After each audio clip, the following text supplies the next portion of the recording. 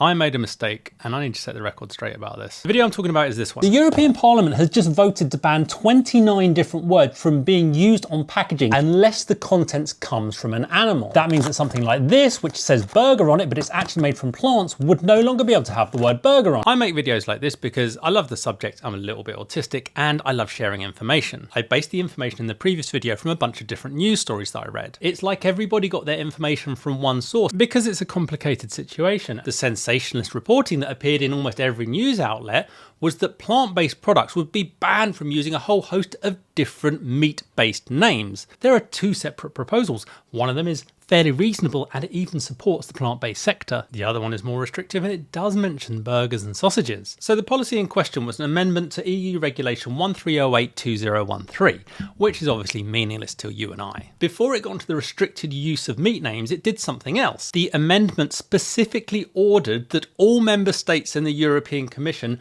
are obliged to recognise plant-based protein sector. This is to promote the production and consumption of plant-based proteins. So this is important. The annex to that policy amendment then goes on to list 21 plant-based protein crops, things like chickpeas and lentils and beans, which are recognised as protein sources and given protection as a plant-based protein sector. I didn't see anyone saying this anywhere. It then says that in addition to recognising these plant-based protein crops, we're also going to recognise some meat-based proteins and protect those names. And many of these are not controversial. Beef, veal, pork, poultry, chicken, turkey, duck, goose, lamb, mutton, ovine, goat. I don't have any problems with only being able to call goat goat. That's a non-issue. This is almost like protecting the integrity of food because goat meat should be meat from a goat. Duck should only come from a duck. There's no argument about that. Drumstick, tenderloin, sirloin, flank, loin, ribs, shoulder, shank, chop, wing, breast, thigh, brisket, ribeye, T-bone, rump and bacon. It specifies that these words should only be used in relation to the edible part of an animal. The ones that got reported in the mainstream media are the controversial ones. Bacon, for instance. Plant-based bacon, I think we should be allowed to add that modifier to that. Burger is not on there, by the way. However, then things get a bit more confusing because there's another separate proposal